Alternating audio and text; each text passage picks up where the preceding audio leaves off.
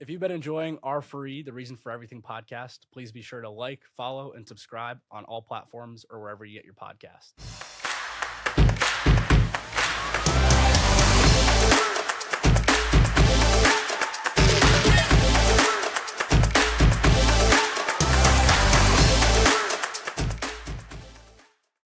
Yeah, born in New Mexico, went to New Mexico State, so Southwest is home for me, and I really like it. And it's not. Some people just think, I don't know. I feel like some people don't really think much of the Southwest, but I think it's so beautiful out there, and I think it's one of the most enchanting, magnificent, just in terms of sunsets and just the deserts, and it's just really different than anywhere else in the continental U.S. Yeah. How do you juxtapose being used to that and growing up in that, now being in New York? And New York has its own kind of magical nature of it, but obviously, magical nature is probably the not wrong word to use there, but has its own magical kind of presence and being there, but it's very different than what you're used to. How do you balance that and deal with that in today's day and age? I think it's really interesting. I think where people choose to live is a lot about who they want to be as a person.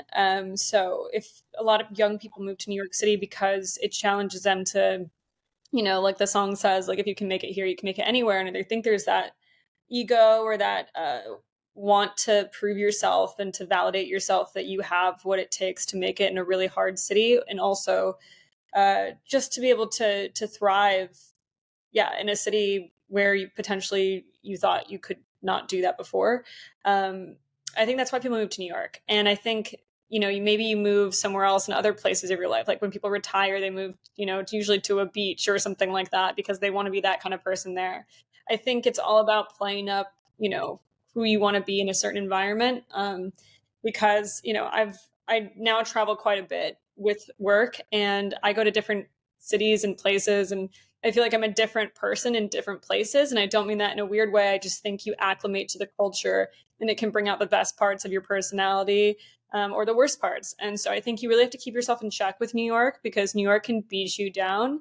It's definitely beaten me down many times, but it's also lifted me up. And I think that's really something that New York uniquely brings. It's super inspirational. Like something really bad can happen one day, but then your lucky break or your fortune can change around the corner the next. So overall, being in New York over 8 years, it's been the best decision I ever made, but it's definitely hard, coming from the Southwest.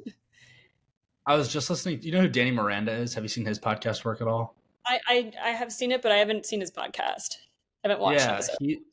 I got you. Yeah, he was interviewing Eben Britton yesterday, 2 days ago. The episode dropped, and Eben was talking about his move from LA to Austin, and he was saying he was traveling a bunch and kept finding himself. And he was a former football player. He traveled a bunch for work, and so. But he said when he left the NFL and was trying to figure out what he wanted to do with his life after that, he was traveling a bunch, and he kept finding himself traveling to new places and just feeling better when he went to different cities outside of LA. And that's not a knock on LA. This is his personal story opinion. But he was saying my diet. I don't like LA, but go ahead. No. He was talking about listen, my diet stayed the same, my sleep stayed the same, pretty much all the variables stayed the same except for where I was. And so he started to explore a little bit further, and they got very woo woo on it, which I'm into. But they're talking about, he's like, hey, my vibe was totally different in other cities than in LA. So he took that leap of faith, kind of similar to what you were talking about, that kind of that grittiness that it takes to move to New York. And he said he just kind of picked up and left LA from a place that he was born and raised to challenge himself. Yeah, I'll give you even another example there too. I've been spending my last few winters on the North Shore in Hawaii. I really like it there. I've learned to surf, which is a very different vibe than New York City. And it's funny, even how you interact with your neighbors there would be very different than how you would interact with your neighbors in New York. For instance, in Hawaii on the North Shore, I'm like, hey, how's it going? Waving into neighbors' homes, saying hi to the little kids, petting the dogs, doing all that stuff. In New York, my own neighbor that lives on my floor, there's only one other person, I wouldn't even really say hello to them necessarily, because there's more space in New York. And it's not because I'm not friendly. It's not because I'm not a good person or she's not a good person or whatever. But it's more of you keep distance here in New York culturally. You let people have their privacy, and the values are shifted. Whereas on the North Shore, the values are community and, family and connecting with people. So it's just, where do you like to feel? How do you, and I think that's kind of what goes back to what you were just saying about that podcast. If you feel yourself being, and maybe better is not the right word, but if you like yourself, you're enjoying yourself more in a different place, then maybe it's time to move. Maybe it is time to move, or maybe you take, part of your year somewhere else and then you come back when you need the city to recharge you. But it's just a unique thing I've found over being here for a while. It's interesting you say that about New York and people kind of keeping space and distance, and there's almost that kind of level of privacy there. Whenever I go up to the city, I love it because I feel like, I was born and raised in the DC area. I see a lot of friends from high school, college, growing up, and working here too. I feel like in any corner I turn, I'll see someone that I know. And I've been in New York and I've seen friends on the street, or I've seen random celebrities on the street. But when I go to New York, I almost feel like I have more privacy, even in one of the most populated cities in the world, which is kind of counterintuitive. Why do you think it is that New Yorkers kind of keep that distance and kind of keep their heads down and mind their own business? What do you think it is about the culture, the city, the kind of upbringing of New Yorkers? That is really interesting. Yeah. I mean, I think people have said that before. New York City has the most people, but it can be the most isolating. You don't know the struggles that your neighbors are going through. You don't really even know them at all. And you pass people in the street every day and people like run into each other. And it's just like, you just soldier on. I think the reason why that is the way is because people are on their own personal pursuits, and it's a very individual city. Like, everyone is a little bit out for themselves. And I don't mean that there isn't community here, because New Yorkers will band together and you see the best of New York, like on the subway situation where everyone needs to get together. But there is this like one track mind. I'm getting from point A to point B, fastest route on the subway, and I got to go this way. And if you're in my way, like, you're going to, it's just, there's not, and I think it's a lot of things. There's a ton of inconveniences here. Times, like, for some reason you're always doing a million things. So getting up, town is like a big deal. Getting back downtown is hard. And so you're kind of always just running around, and you don't have time to pause and be like, how are you? How do you do? How's your day? Like, there's none of those questions happening because people are too busy, and people need to slow down. Truly, it is like something that is hard about New York. Sometimes it's enjoyable though, because if you're like an introvert, you're like, great, I don't have to talk to anyone. We can just like step to our own place. But yeah, I think that's just part of how it goes in New York. Yeah, no, I totally resonate with that. Now, double clicking back, we just went down a deep New York rabbit hole, but double clicking back to your upbringing. So you said both your parents were teachers. What were they? Were they in the world of finance or marketing, or what were they teachers in? Yeah, my dad was actually, he was an American history teacher. He taught for 30 years, and he taught mostly high school.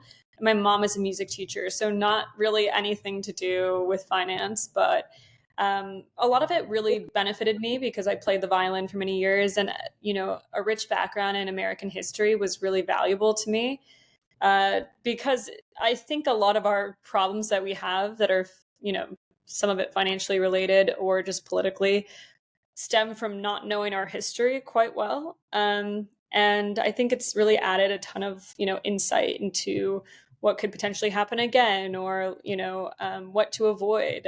So those were really cool lessons, and just really fortunate to have parents that were public school teachers, because like that's a number one, a hard job, but they just brought so much into our home. 1,000%. Now, did you ever have any interest in going into teaching or being an educator of any sort?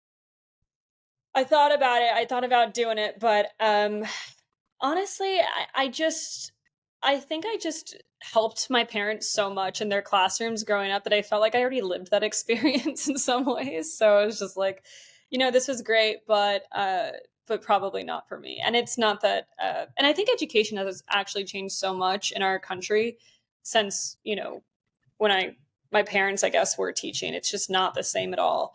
And I would say probably for the worst. I'm not trying to be like a pessimist, but you see this large shift to people homeschooling their children now. There's just not the right funding. It feels like the structure and like the testing is really tough for these schools and to hit these measurements. And it's just impossible. Like, we've really politicized the education system, and there's not really, I don't know if there's a going back period, but it feels like a lot of people are moving to charters and privates and homeschooling their kids. So it's unfortunate. Yeah. No, Yeah. it's a conversation I feel like a lot of people our age are talking about. But oh yeah, so fast forward, so you wrap up in your time in the Southwest, you go to New Mexico State. Get us up to speed in terms of how you got to where you are today.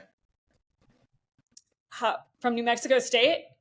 Oh wait, Yeah. you might want this to siren pass. Oh, you're good. I'll tee it back up. Yeah, get us up to speed in terms of your time leaving the Southwest to getting up to New York now.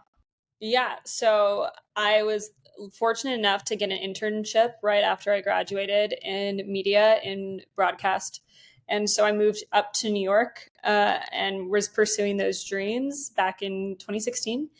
And was going to go down the journalism route, but there were some opportunities, with ABC and Fox, and I didn't really know which way I wanted to go. And I basically decided that I wasn't going to do either one. I was just going to pursue potentially public relations and get involved in that. So I did some political PR for a while. And then right around the time I was doing political PR, I heard about Bitcoin and cryptocurrency from some friends who were on Wall Street at the time, working on Wall Street. And they basically said, this trades 24/7. And immediately it just made sense because I'm a child of the internet. I grew up on the internet. Information has always been available, online to mostly anyone who wants to get it. Why isn't your money that way? And that seemed like a very solvable problem. And so immediately I just kept kind of watching the price of Bitcoin and other cryptocurrencies and going up and down. And I was just like, I got to find a job in this industry. It might be a weird gamble, but I think I need to just work here and I'll figure it out. And if it doesn't work out, it doesn't work out.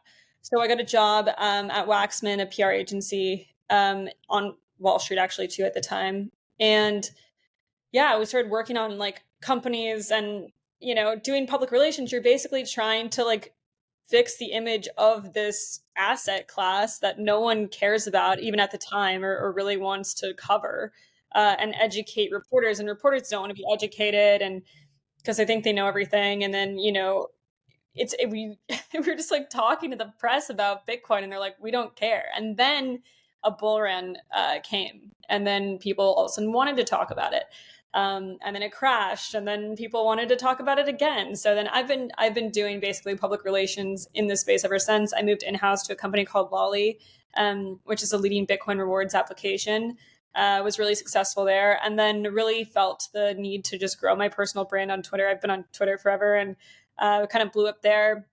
And now I advise several companies in the Bitcoin space and the crypto space, and I basically provide counsel on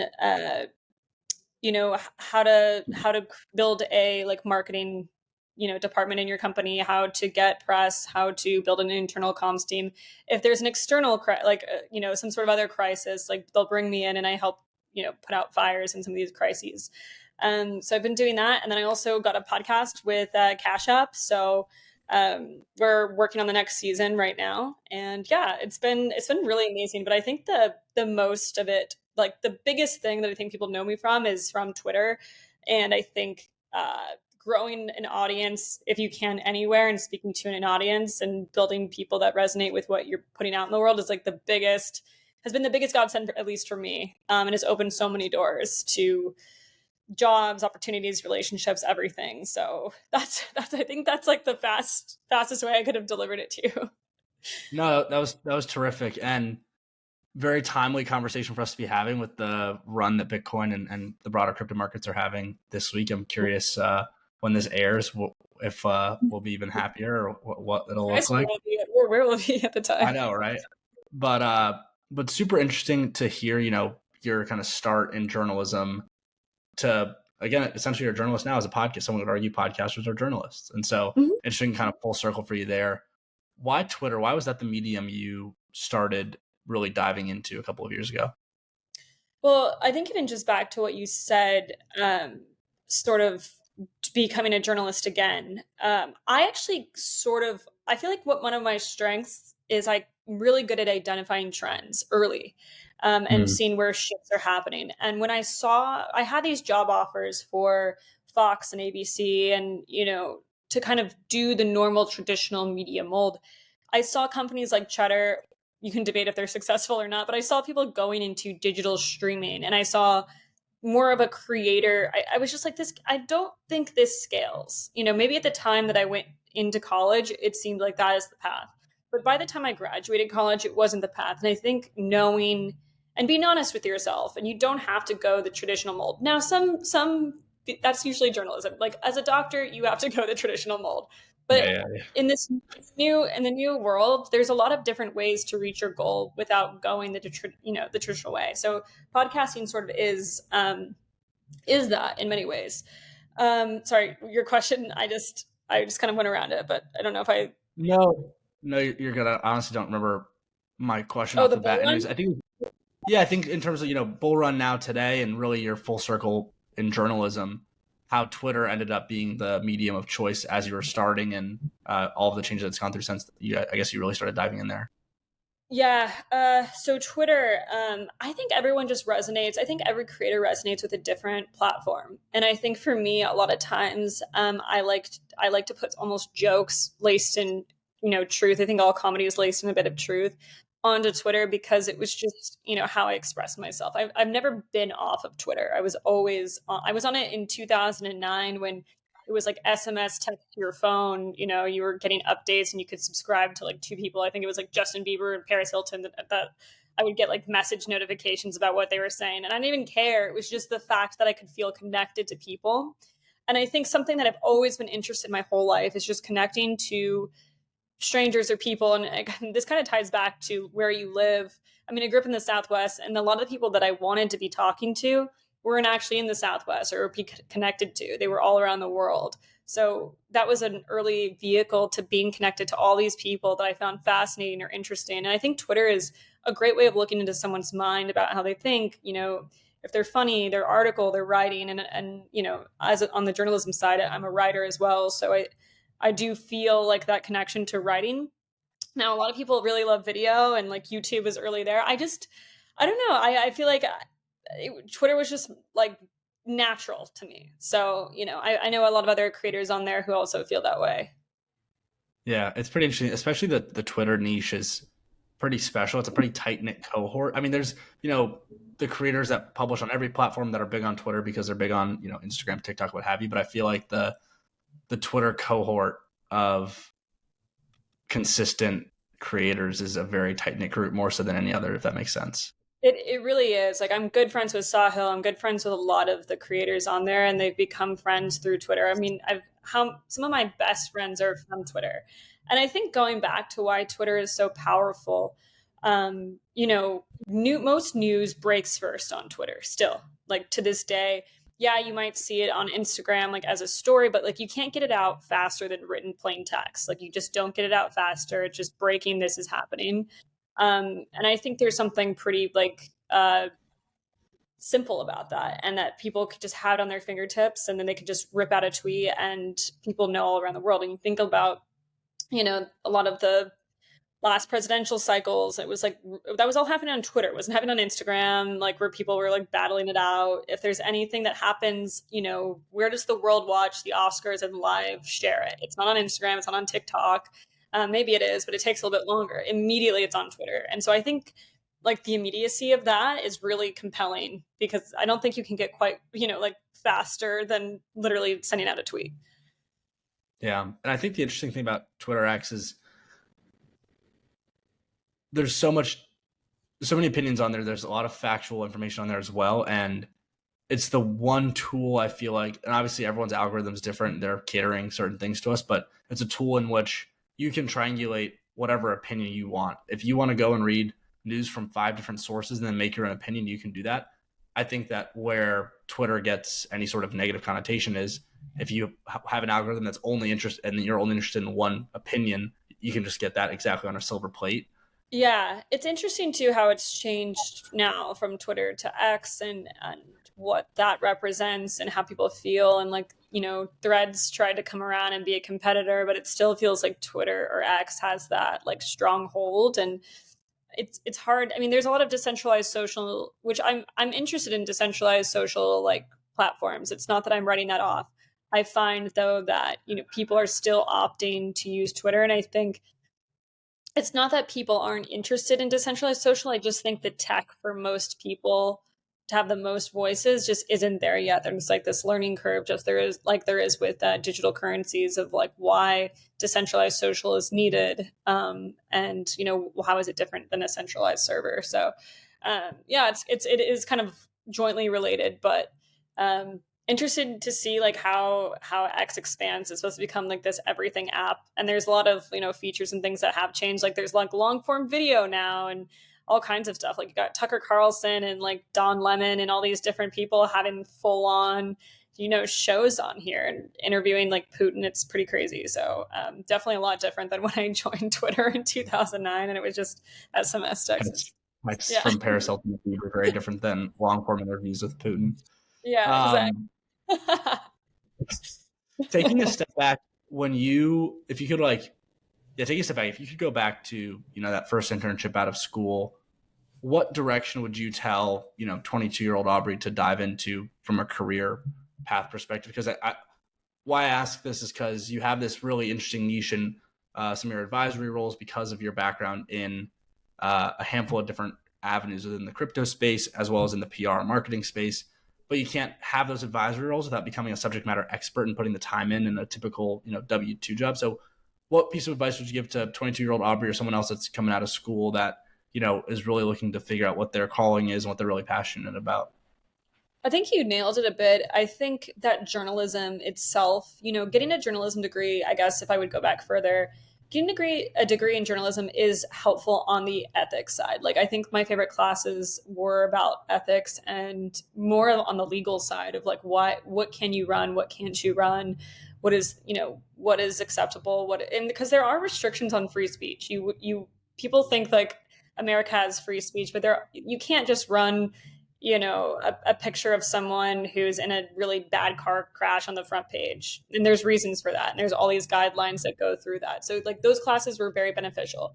However, I do think having a specialty in an area is better than being a journalist overall, especially because just journalism has changed so much. I think our ethics need to stay strong. I think obviously there's like a lot of legal stuff, but I think that going into political science or finance or sports, if you want to be like a sports or whatever you're going into, it's more advantageous and can be more beneficial for your career if you go into one of these specialties. And if you don't go into that, then you really need to learn up on it on your own time, and read up on it and just become obsessed with it, because if that's going to be what you're covering, you want to be the best at your job. So it's a little, yeah, it's sort of like they don't tell you that in journalism school, but I think I would definitely give myself that advice, or like double major. I don't know. That might be too much to do, but yeah, would say that. I hear you. And then how about tying it full circle for you? At what point did you think like, hey, I want to leverage my own audience, my own platform, and get my podcast started? I feel like the name for your show was like the easiest possible pick for what you went with. But walk me through your journey of getting a podcast from idea to screen. So building a brand is super important. And I think starting as soon as possible, even if it's not totally perfect. Just trying to get things out there and finding your audience. I'm a big Rick Rubin fan, so I really like the idea of just creating things that you want to put out there and not for an audience. Because if you start creating for an audience, that's number one. I guess his idea is it's not art. It's like just, commercialism, I guess. I think putting your thoughts out there, you're going to find people who want to be in your circle, that understand and like want to join that journey. So I've been tweeting for like I said, since 2009. But I think when Bitcoin really started to blow up, I just really hit like the nail on the head with like the memes and commentary, and as things were breaking, and played into that a lot. And I think people found it interesting and fascinating, especially people who had never gotten into Bitcoin before. And so I think that was probably like how I grew it so quickly. It grew with the market, but I was providing valuable content to people and people were enjoying it. And I think with Cash App, I was, I basically pitched Cash App and I was like, I'm going to make this podcast called The Aubservation, spelled AUB. So, I'm going to talk about Bitcoin, but it's not going to be the main focus of the show. I'm going to interview all kinds of different people because like you don't talk about cash all the time. Like, I think some of these Bitcoin podcasts, and I'm not shading anyone's podcast, I just think sometimes you can learn through entertainment and you don't have to learn necessarily through like an educational process. Bitcoin can be a part of culture and just be brought into, your podcast through just talking to guests about like, do they own any Bitcoin? How do they feel about it? So Cash App gave me a great deal, and I was able to, produce 72 episodes in our first season, and we had the largest percentage of women at the time listening to the show. So that was really like exciting, and felt like people, just really resonated with it because it wasn't trying to shove Bitcoin down your throat, which I feel like a lot of these podcasts honestly are doing most of the time. And it's like, well, let's just have a normal conversation about it. Yeah, I love that. And I love your point on Rick Rubin too. I mean, he always discusses the importance of one, authenticity, and then two, not getting attached to any idea of perfection. And basically saying like, on the authenticity point, he's saying if you like what you're creating, you have the onus to get it out into the universe, because that authenticity is what sticks. It's not a matter of the perfect production, whether it's on, podcasts or art or music or whatever it is. I love that concept of authenticity sticks. And then, which is probably where, to your point about, having genuine conversations with people. And then naturally, because you care about Bitcoin and crypto, being able to say, hey, like, do you own any? And have organic dialogue around it. Yeah, I know. Rick Rubin's so good at that because we totally lost our way. Even when you watch TikTok, it's like everyone speaks in the same voice and everyone has, even if you watch some podcasts, they seem all the same. It's because everyone has an idea of what a podcast should sound like. Everyone has an idea what a TikTok should look like. And so we're all just copying each other. But where's your authenticity? How do you become unique? How do you stand out? And it's not even just for the sake of standing out, but how do you make something that resonates with that truth, that authentic self? And I think some people have felt it. If you get into like a real flow state with writing or work or whatever your passion is, you feel that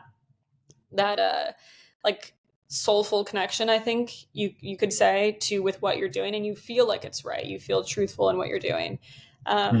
So I think it's super important. I think we get caught up in our ideas a lot of what something should be. Well, what if it's not? Okay, well then just, then it's not that. We're trying to make it the idea of what a podcast should be. Like that's not how to make a podcast. Make something that's different. Make something that's unique. We've seen that format a bunch of times. Like it's okay to go out on a limb, and it's okay if it doesn't work or you don't like it or you tried it on and it wasn't you. Like you will get closer to that. I think Steve Jobs articulates in his Stanford address, if you haven't like found what you love yet, or if you haven't found that, passion, whether that be for your work or for your romantic partner, you keep looking. You don't stop and just be like, well, this is what I'm going to do because I feel like this is what I'm going to do. It's like you continue this pursuit and refinement until you get to a place where you feel authentic to yourself and that's right. Yeah, I love that idea. I love that idea so much. And even what one more steelman for Rubin is talking about, who are we to cast judgment on our own creations? Like, again, if we're building something or creating something that we're passionate about, or whether it's a piece of artwork or music or podcast, like I said, it's not up to us to determine whether or not something's good or bad. It's just, it's up to others. And really, we're just a vehicle and a vessel for creation, right? The ideas aren't like, his theory obviously is that creations and ideas aren't from us, they're from a higher power. And to your point about flow state, it's up to us to get into that flow state and channel it from the universe to our beings and back into the universe within our own, or back into the world with our own spin to it.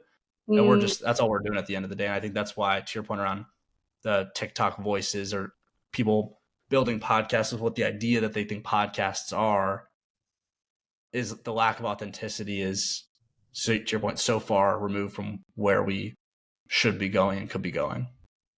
Yeah, it is interesting with how people like begin the creation process and like how they take that journey and then how they sort of look at their work and reflect on it. So like a lot of people will look at their work and they're like, oh, I only got like 7 likes on this, so it's bad. And I think like this good, bad, what content is good or bad, it just is. Like we don't need to put labels on things. Like this, you could say like this performed better, but it doesn't mean it was your best content. Like some of my worst tweets, the stupidest shit posts I put out have gone mega viral, and they're not intelligent. They're not like even that funny. They're just stupid, and they've gone like that. Doesn't mean I'm any better than any of the other posts. Like it just resonated. And algorithms too can really train us to think about ourselves in a way that might not be true. You know, just because something didn't perform well doesn't mean it's bad. You really got to like take the numbers and the metrics out of it, because then you know you're judging yourself based on, it's not even the people, like you're judging yourself on an algorithm that was created by a centralized social media company that will spit something out or not based on, you know, what you spoke about, what keywords were in there. It has nothing to do with you, you know. Yeah. So I think almost taking yourself out of it is like kind of important. Your point about the, random tweets that you fire off, you hear it all the time from musicians especially, but really in any kind of realm of creator, that the song that they thought was going to flop the most, but they needed that extra filler song on the album, ends up being the one that goes triple platinum. It happens Mm. so often. I've heard so many anecdotes of that on different interviews or in different biographies from musicians, and I feel like it's the same way for posts or content of any sort. It's again that idea of the Wayne Dyer law of detachment. If you're open everything, attach nothing, if you're not worried about what the outcome of it's going to look like, that's the one that ends up being the heater. That's so, yeah, no, I've I this is a really funny story. Recently, I thought I had come up with like a really good song, and my friend Pierre was actually like, "You should like let me know what it is, because there's been so many." I think it was like the Beatles that there was a song that he's like, "Someone already made this song." So like, but can you just tell me if this is actually a song? And I think it was like Yesterday. I don't know what the song was, but it was like one of the most Yeah, massive hits for the Beatles. And then I sang the song from for my friend, and he's like, Aubrey, that's a Twisted Sister song, and it was at what's the one? It's like, we're not gonna take it. I don't know why I that's thought funny. it was like but it didn't. It was stuck in my head, but in a different melody where I thought like it wasn't a song. And he's like so disappointed. That's Twisted Sister. So I've never had that like wonderful song. I thought I did. But yeah, it is in creation. It's like sometimes the things that you sit down at the table to do, where you're like, I'm going to make this great piece of art, or I'm going to write this like op-ed, this essay, write this book. It's almost like you put so much pressure on yourself by just the act of I'm going to do this.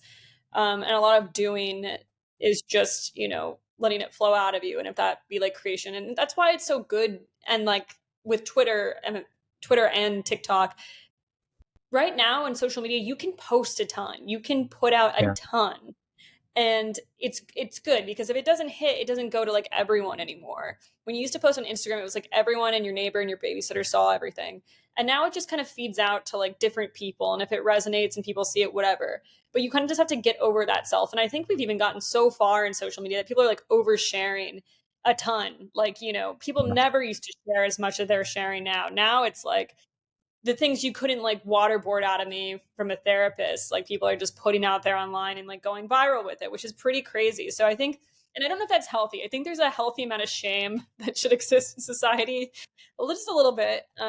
But yeah, I think people are just putting out so much content now that you can really just keep like the reps up, and just like if it doesn't work, or if you didn't like it, I think that's how you should really judge it. If you didn't really feel like that was you, then just keep making it. It's not like anyone's keeping score or keeping count.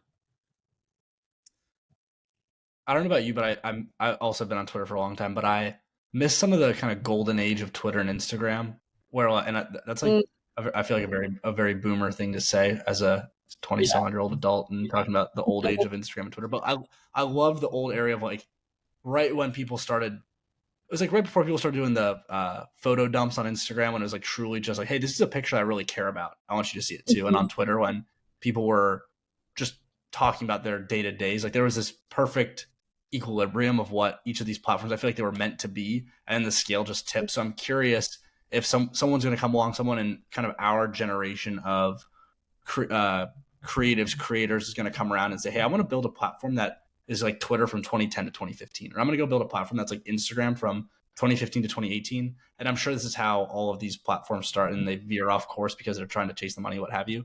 But I feel like someone in our kind of age domain is going to come in and say, hey, I'm going to build a platform that's like Twitter 2010 and Instagram 2015. And I feel like they get a pretty quick addressable market built out.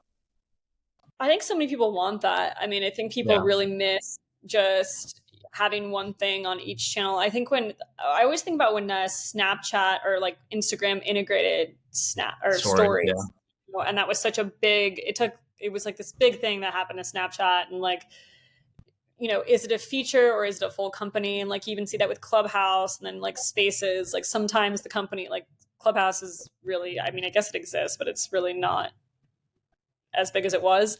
I'm not trying to knock them on the pod, but sometimes your company, like, yeah, it is just a feature, and like maybe it rolls into some other like larger social media thing. But I think people miss simplicity. They like want to come to Instagram, not to walk. They're like, on my feed right now, I'm getting like a For You page of random videos and memes, and all I really wanted to see was like what's going on with my friend from college, or what's going on here, and like, so I think everyone's trying to do everything right now, but it's just really a big way to get attention, and everyone's vying for your attention because people are addicted to their phones. And I think we don't acknowledge it enough. Like people are spending, some people are spending 10 hours a day on their phone. I don't know how it's possible, but like they're on their phone for everything: music, information, podcasts, social media. It's insane.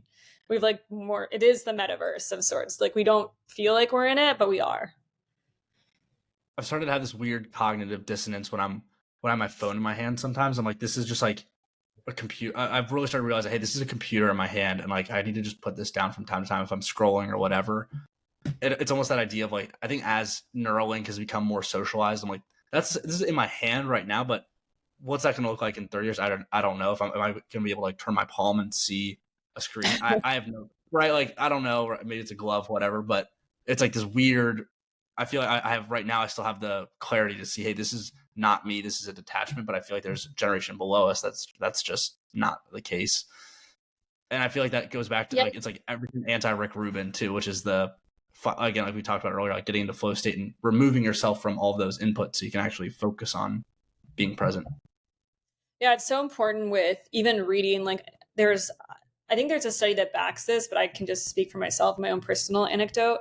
When I'm reading a book and I can see my phone in my peripheral vision, I need to remove it because it's like my brain actually signals that like I could go grab that or something. Like I actually have to move my phone out of my view or put it in like a different room while I'm reading a book because I won't read. It's really crazy what it's done to our brains. And I can speak to myself because it's been great, obviously, growing on Twitter, TikToks, Instagram, all these different platforms, but at what cost, right? Everything's a trade, and you just really have to be aware of like how much time you're spending on here and what's healthy and what's comfortable. And you can just feel it. Like if it's tech is very soulless, like you're staring at a screen. And that's something I really worry about for future generation.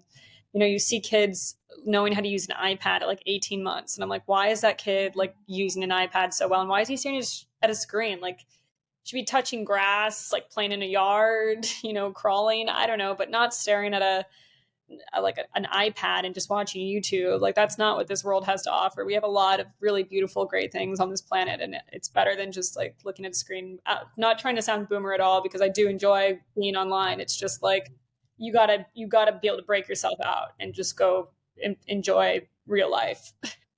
Yeah, and I think about that all the time, and that like, and I'm a very small scale creator right now, and like I'm like, I'm doing this right now because I want to make a living off of this one day and, build my brand, what have you, yada, yada, what we've talked about so far today.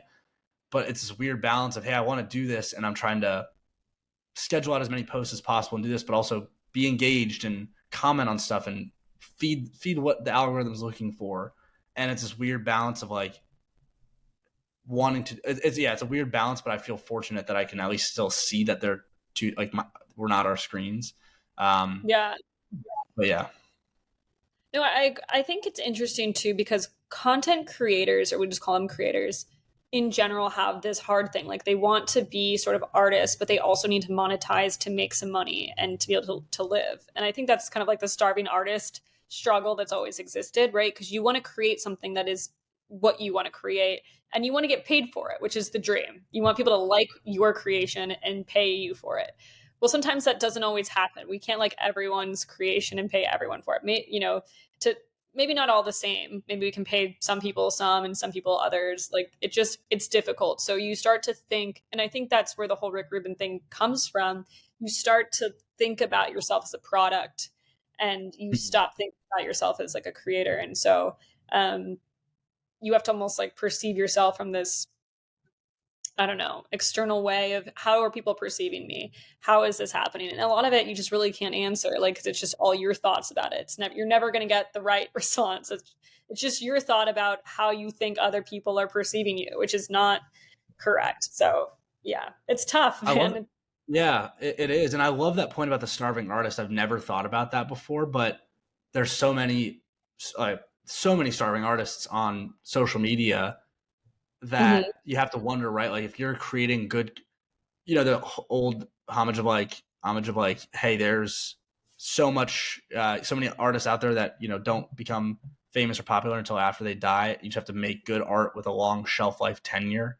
Same thing, Mm. I'm sure there's social media creators, there's musicians, there are people out there that are building stuff right now that won't be appreciated for so long, especially if they're building quality content that they're passionate about.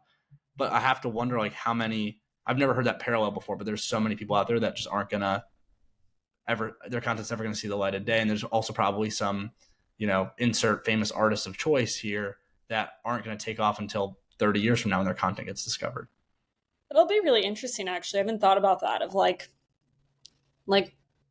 yeah, someone later on, um, sort of taking off. I guess if all these servers still store, Right, their content. exactly. There's so Uh, many unknowns, and you have to argue like you'd have to argue that maybe physical art or long form content or stuff that's not on the cloud or on a server is going to still be there. But that's that, right? I don't know. It's a weird time in that space too. I have a bet that humanity would want to someone, how much that would cost to continually store or whatever that, even if these companies don't exist anymore. I bet you someone's going to want to house and store that stuff just like we store other Mhm. things, but in a physical museum. It's just going to be like a larger and larger collection because, as the population grows and humanity expands and time passes on, there's just more information. But I think it'll be really fascinating when people look back at this time and look at how we communicated with each other, because it'll probably be so different in the future. They're like, what were these people doing? Um, yeah, it's Need to fascinating. need to put a disclaimer like 20 minutes into this conversation that we did not partake in any psychedelics or anything before this conversation. That got I deep down the rabbit hole there, but interesting nonetheless. Look, as we're rounding out here, you said Observation's getting ready for season 3. What can know. folks be excited about? What should we be on the lookout for? What are you most excited about for what's to come in the Observation and all of your other adventures? Really, really excited for it. I'm actually taking more of that Rick Rubin approach. I was putting out so many episodes, like 2 episodes a week, sometimes 3. And I think as a creator, you also need to like reflect and get inspired and have breaks in between each episode. So I'm doing 1 episode a week. And I'm going to be filming it probably from my home, where it is going to be from my home. Occasionally, I'll have a guest in my studio, and we'll do it from there. But yeah, majority of the episodes will be from home, and I'm just excited to like get back to creating and communicating with this audience. I've had so many people being like, "When Observation? When's it coming back?" And so I'm really excited to just finally launch it again and re-engage with this community and audience of people who are just interested in just talking about subjects that maybe not the mainstream aren't talking about, but that are really impacting our lives and I think are really fascinating for the times we're living in. So I'm excited and yeah, it should be launching the next few weeks. So it'll be fun. That's awesome. Where's the best place for folks to keep in touch, find you, and stay along with your journey? Twitter is my biggest like platform. So if you want to follow me on Twitter, it's at Aubrey Strobel. I'm at Aubrey Strobel in all social. But if you want to follow the podcast, you can follow me on YouTube. I'm also going to be posting the podcast now that you can do long form content on X, Twitter. I'm going to be posting it live there. So it's going to be awesome. And then, yeah, also on Spotify and Apple Podcasts. So yeah, subscribe, like all the good things. Awesome. Aubrey, thanks so much for the time. It was really fun to chop it up. Thank you so much for having me.